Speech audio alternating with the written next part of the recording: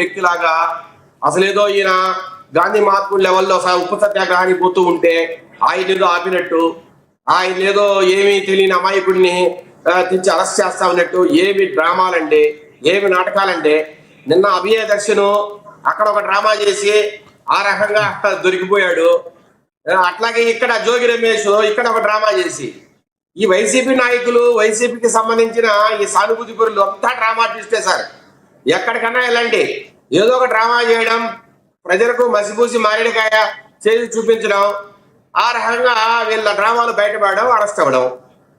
దానికి సంబంధించి నిన్న అభినయ దర్శనం ఒక స్పెషల్ ట్రీట్మెంట్ అక్కడ అక్కడ భారీగా బుక్ అవడం, వీళ్ళు చేసే పనులు. ఇక్కడ జోగి రమేష్ గారు, నేను అంటున్నాను సార్, ఇప్పుడు మీరు ఈ కల్తీ మద్యం కేసులో ఇరుక్కోవడం ఎందుకు, ఏ రకంగా పాటలు పాడడం ఎందుకు, ఏ రకంగా పొట్లంట చెట్లంట పరిగెట్టడం ఎందుకు, బైకుల్లో పాయిపోవడం ఎందుకు, పోలీసులు విచారణకు రమ్మన్నప్పుడు లేదంటే అరెస్ట్ చేసి తరలించినప్పుడు ఈ మాదిరిగా డ్రామాలు చేయడం ఎందుకు, ఎందుకు ఈ రకంగా చేస్తున్నారు వారికే తెలియాలి. ఎన్ని మాటలు మాట్లాడారు సార్ జోగి రమేష్, నారా లోకేష్ గారి గురించి ఎన్ని మాటలు మాట్లాడాడు సార్. అసలు ఎలక్షన్ ముందు ఎన్ని మాట్లాడాడు. ఇన్ని తప్పులు చేసే వ్యక్తి, ఇంత దారుణంగా ప్రజలను వంచిన వ్యక్తి, ఇంత దారుణంగా నకిలీ మద్యం కేసులు ఇరుక్కున్న వ్యక్తి, వందల కోట్ల రూపాయల అవినీతి సామ్రాజ్యం అది, ఒక కుంభకోణము, అలాంటి దాంట్లో ఇరుక్కున్న వ్యక్తి నారా లోకేష్ గారి గురించి ఎన్ని మాట్లాడాడు సార్. అంటే ఇంకో 30 సంవత్సరాలు జగన్మోహన్ రెడ్డి అధికారంలో ఉంటారు, మాకేమవుతుంది అని ఒక దొరతనమా ఇది, లేదంటే భయం లేని తత్వమా, లేదంటే నా వెనకాల జగన్మోహన్ రెడ్డి గారు ఉన్నారు, ఆయనే పెద్ద కుంభకోణాలు చేసి వేల లక్షల కోట్లు గడించాడు, నేను చేసేది ఎంతలే అని ఒక కాపాడతారులే, నేను ఒక బీసీ నేతను, నేను లేకపోతే పార్టీకి దిక్కు లేదు విజయవాడలో, కాబట్టి నన్ను ఖచ్చితంగా కాపాడుకుంటారులే అనే ఒక లెక్కలేందనమా, అది మరి ఆయనే చెప్పాలి సార్. అది విజయశేఖర్ రెడ్డి గారు, దీనిలో 25 మంది నిందితులు ఉన్నారు, 89 మంది ఇందులో సాక్షులు ఉన్నారు అంటున్నారు. అసలు దీనిలో సాక్షుల ప్రభావం ఏ విధంగా ఉండబోతుంది, జోగికి ఏ మేరకు శిక్ష పడే అవకాశం ఉంది, నిజంగా జోగి దానిలో ఉందా, ఎవిడెన్స్ ఉందంటారా, పోలీసుల దగ్గర కానీ సిట్ దగ్గర ఎవిడెన్స్ ఉందంటారా? సార్ మీకు ఒక ఈ మెలో డ్రామా ఎక్కడ స్టార్ట్ అయింది, ఎక్కడి నుంచి ఇది ముందుకు వచ్చింది, ఏ రకంగా ఈ అద్దెపల్లి జనార్దన్ రావు ఈ జోగి రమేష్ అడ్డ పెట్టుకొని ఏ రకంగా ఈ మొత్తం ముఖానికి తెరదీశారు, ఏ రకంగా ఇది ఇప్పుడు కాదు సార్, ఈ గవర్నమెంట్ లో స్టార్ట్ అయింది కాదు, వైసీపీ గవర్నమెంట్ లోనే ఒక పక్క రాజు యథేచ్ఛగా ఆయన ఒరిస్సా నుంచి లేదంటే వెస్ట్ బెంగాల్ నుంచి లోళ్లకు మద్యాన్ని, నకిలీ మద్యాన్ని ఇక్కడ తెచ్చి సెకండ్స్ ను థర్డ్స్ ను ఇక్కడ భారీ అమ్ముతున్న నేపథ్యంలో వేల లక్షల కోట్లు గడిస్తున్న నేపథ్యం ఓ పక్క, అంటే వాళ్ళ రాజు అంటే జగన్మోహన్ రెడ్డి గారు ఓ పక్క, అట్లాగే వాళ్ళ ఎంపీ ఆయన పెద్దిరెడ్డి మిథున్ రెడ్డి ఒక పక్క, అట్లాగే వాళ్ళ మాస్టర్ మైండ్ రాజకేశ్ రెడ్డి ఒక పక్క, ఇలా రకరకాల వ్యక్తులు ఒక పక్క వేల లక్షల కోట్లు కొట్టేస్తుంటే నేనేమన్నా తక్కువ, నేను సంపాదించుకోకూడదా అని జోగి రమేష్ ఇంకో పక్క అద్దెపల్లి జనార్దన్ రావుకు సంబంధించిన అక్కడ ఒక బార్ అండ్ రెస్టారెంట్ లేకపోతే కొన్ని వైన్ షాపులు విజయవాడలో ఉండే పరిస్థితి, సరిగా నడవని పరిస్థితి,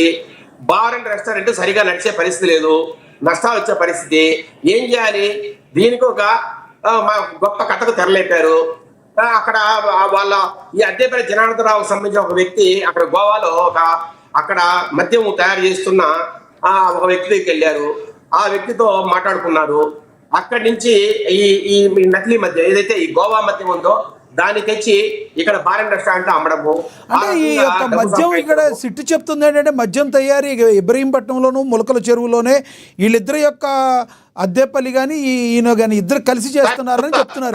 నేను వస్తా, ఆ పాయింట్ కూడా వస్తా సార్. ఇది ఎక్కడ స్టార్ట్ అయిందో చెప్తున్నా మీకు.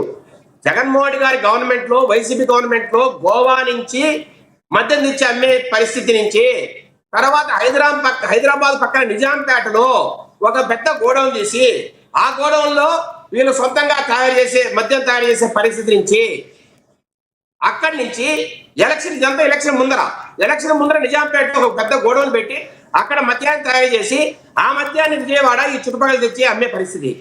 దాని తర్వాత ఎలక్షన్ అయిపోయి వీళ్ళ బడా నాయకుడు ఇంటికి పోయిన నేపథ్యంలో తర్వాత ఏం చేయాలా ఎట్లా అనేది కొన్ని రోజులు గ్యాప్ ఇవ్వడము, తర్వాత మళ్ళీ వీళ్ళకి ఎవరైతే పెద్దిరెడ్డి రామచంద్రారెడ్డి, పెద్దిరెడ్డి మిథున్ రెడ్డికి సంబంధించిన కోవట్ ఎవరైతే దాసరి జయచంద్రారెడ్డి తెలుగుదేశం పార్టీ దగ్గర టికెట్ తీసుకుని కోట్ల విదజల్లి రకరకాల వ్యక్తులు లోపరుచుకొని రకరకాల తెలుగుదేశం పార్టీ నాయకుల్ని లోపరుచుకొని డబ్బులు వాళ్ళకి డబ్బులు కొట్టి ఈ రకంగా చంద్రబాబు నాయుడు గారిని లోకేష్ గారిని మాటలు చెప్పి మైమరిపించి ఆ టికెట్ తెచ్చుకున్న దాసరి చేసేవారెడ్డి ఒక పెద్ద కోవట్టు పెద్దిరెడ్డి మిథున్ రెడ్డికి అక్కడ ఉన్న పెద్దిరెడ్డి ద్వారకానాథ్ రెడ్డికి సో ఆయన ఆ రోజు ఇన్ఛార్జ్ ఆ ఇన్ఛార్జ్ తర్వాత ఎక్కడైతే మనకు ఈజీగా ఉంటది ఇస్తాను. సో దాసరి చేసిరాడి మన కోవట్టే కదా మనోడే కదా మనకేం ఇబ్బంది లేదని చెప్పి మొలకల చెరువులో మళ్ళా స్టార్ట్ చేశారు. సో మొలకల చెరువులో వీళ్ళు మళ్ళా అక్కడ అదే గోడౌను అదే మిక్చర్ని అట్లాగే నిజాంపేటలో ఏ రకంగా అయితే తయారు చేశారో అట్లాగే మొలకల చెరువు తయారు చేయడం. మొలకల చెరువు నుంచి ఇబ్రహీంపట్నం ఈ రాష్ట్రంలో రకరకాల స్థావరాలకు నిజాంపేటలో వీళ్ళు మద్యాన్ని తయారు చేసే క్రమంలో అక్కడి నుంచి తమిళనాడుకు మహారాష్ట్ర కూడా పంపించారు. అయితే విజయశేఖర్ రెడ్డి గారు ఇంత సినీ పక్కీలో ఎస్ కాదు విజయశేఖర్ రెడ్డి గారు ఇంత సినీ పక్కీలో అరెస్ట్ చేయాల్సిన అవసరం ఏంటి? ఆయన బైక్ మీద ఎక్కడికి వెళ్తున్నారు? రెగ్యులర్గా కారు ఉపయోగించి ఆయన బైక్ ఎందుకు ఉపయోగించారు? ఏం జరిగింది? పోలీసులకి ఎక్కడ సమాచారం వచ్చింది? విజువల్స్లో మనం చూస్తుంటే పోలీసులు అడ్డు పెట్టడం, వాళ్ళు ఫాస్ట్గా వెళ్ళడం ఇవన్నీ చూస్తున్నాం. ఈ డ్రామాకి కారణం ఏంటి? సార్ ఆయనకి ఆల్రెడీ ఒక నోటీస్ ఇచ్చారు. నోటీస్ ఇవ్వలేదు. అయ్యా ఈ మాదిరిగా నీ పేరుంది, మాదిరిగా సిట్ ఫైనల్ దర్యాప్తు జరిగింది, ఇక్కడ ఇట్లా ఛార్జ్ షీట్ వేశారు, మీరు ఒకసారి విచారణ రావాలని నోటీస్ ఇవ్వడము. నోటీస్ ఇవ్వలేదని ఆయన అడుగుతున్నారు కదా. నేను చెప్తాను. అక్కడ విజువల్లో ఇందాక మనం చూసాం, నోటీస్ ఇచ్చారా నాకు అని జోగి రమేష్ పోలీసులు అడుగుతున్నారు కదా, దాన్ని ఏమంటారు మీరు? సార్ వాళ్ళ ఇంటికి ఎవరైనా నోటీస్ పంపిస్తే తీసుకునే పరిస్థితి ఉందా? మీరు కానీ వీళ్ళ ఫ్యామిలీ మెంబర్స్ కానీ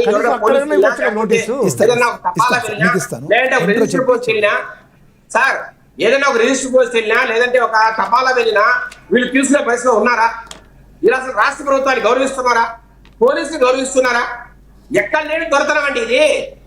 వీళ్ళే జగన్మోహన్ లెవెల్లో ఫీల్ అయిపోతున్నారు. పులివేందరలో ఏ రకంగా అయితే రౌడీ రాజ్యాన్ని నడుపుతున్నారో, ఏ రకంగా పోలీసులు లెక్క చేయరో, ఏ రకంగా ఒక అప్రజాస్వామ్యంగా ప్రవర్తిస్తున్నారో జగన్మోహన్ రెడ్డి కావచ్చు ఆయన గ్యాంగ్ పులివెందుల్లో, అదే రకంగా జోగి రమేష్ కూడా విజయవాడలో ప్రవర్తిస్తున్న తీరు పోలీసులు లెక్కలేదను. సార్ ఒకటి నేను ఒకటి అడుగుతున్నా, ఒక రాష్ట్ర మాజీ మంత్రిగా పోలీసులు నిన్ను ఇదో ఈ మాదిరిగా నువ్వు కారెక్కువ నిన్ను అరెస్ట్ చేస్తున్నా అని చెప్తే అర్ధ గంట పాటు తగులాటం. సార్ మీరు అంటున్నా మీరు 5 సంవత్సరాల కాలంలో ఎంతమంది అరెస్ట్ చేశారండి? ఈ మాదిరి ఎవరైనా డ్రామాలు చేశారా? పోలీసులు తగు విధంగా చర్యలు తీసుకుంటారు కదా ఎక్కడైనా ఏదైనా జరిగితే. ఒక పోలీసు వ్యాన్ వచ్చి అక్కడ సిఐలు ఎస్ఐలు వచ్చి ఇదిగోండి మిమ్మల్ని అరెస్ట్ చేస్తున్నామంటే ఇంత డ్రామా అవసరమా? రైట్ అంటే ఆయన చెప్పగానే అరెస్ట్ చేస్తారా? తెలియక